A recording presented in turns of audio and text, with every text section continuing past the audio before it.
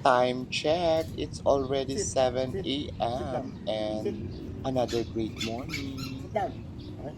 Sit, And for no, today's video, excited ako mga chunk ko kasi dumating na yung aking in-order sa Shopee na Meteor Light eneme. Ano ba to? Yung parang Meteor Light drops, ganyan. So, ito na nga guys, ginagawa ko na ngayon. Pinifigure out ko kung papaano ko ilalagay dito sa puno. Kasi itong puno dito sa bandang kaliwa ng kubo is meron akong mga bulb light na solar dyan. So, itong Meteor drop light na sinasabi ko is solar din dahil nga matindi ang sikat ng araw. So, bumili ako nito dahil iniisip ko at pinapantasize ko yung magical tree na nakikita ko sa mga garden. So, parang iniisip ko na magandang maglagay. So, ayan guys. Inuurong-urong ko na yung hagdan ko kasi ilalagay ko na tong mga meteor light drops or yan, basta mamaya makikita niyo yan, papakita ko mamaya at the end of this video. Don't forget to watch na final result.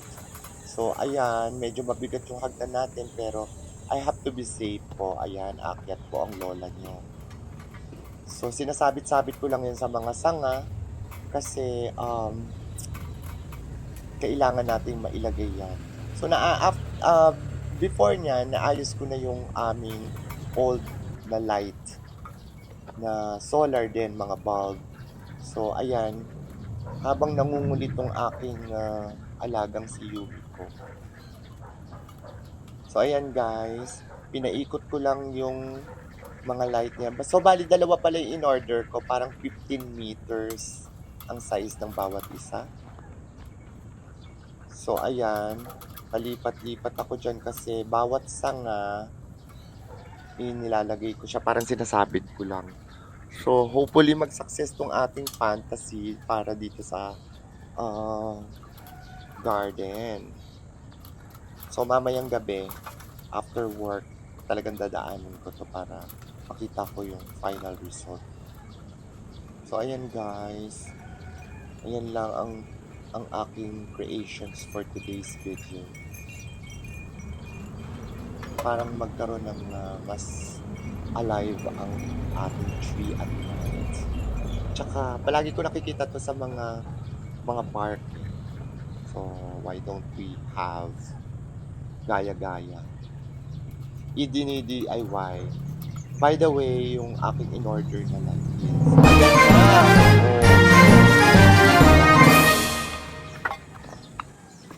Super nice. Tignan. So, hopefully later, at the end of this video, magustuhan nyo to.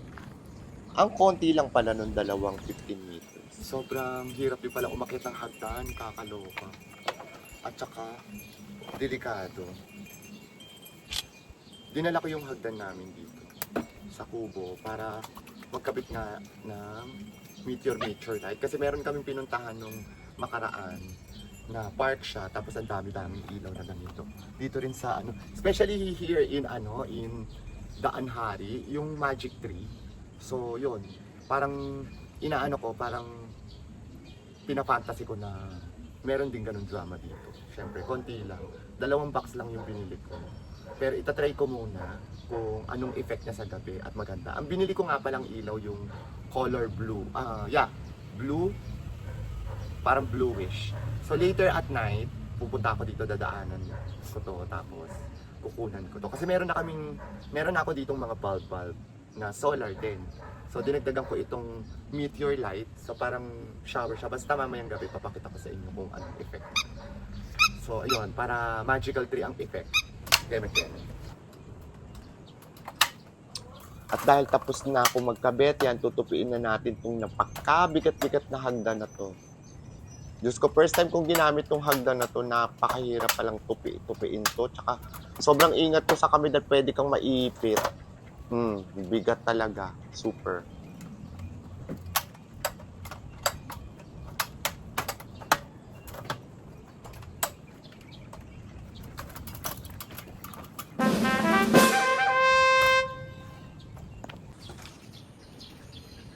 Waiting for the ball.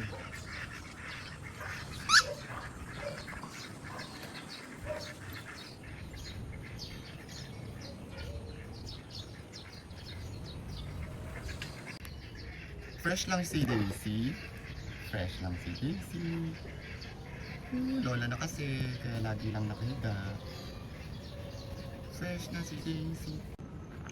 There you go. Hindi ako nagkamali. Diyos ko, napakagandang pagmasdan dito sa dilim. O, di ba, buhay na buhay yung puno natin. Ang ganda. Sobra, I love it. I love it.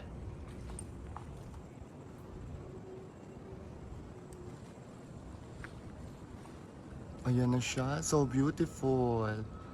Okay. Kailangan lang ituwid ko lang yung mga rainfall. Pero nice naman siya, guys. Mga tiyang. O, diba? Ito na siya sa gabi. Diba? Natupad ang ating fantasy. Very cool. I-retouch ko na lang yung mga placing by tomorrow. Nice. O siya, mga tiyang, uwi na ako. Baka may lumabas pa rito kung ano sa ano. Mag-isa lang ako dito sa dilim. Diyos ko po, Lord. Thank you so much for watching. Hope you like this one. Napakaganda niya. Very lovely. Di ba? Hope you like this video. Until next time, mga tiyang. God bless. Mwah! Ang ating magical tree in the garden.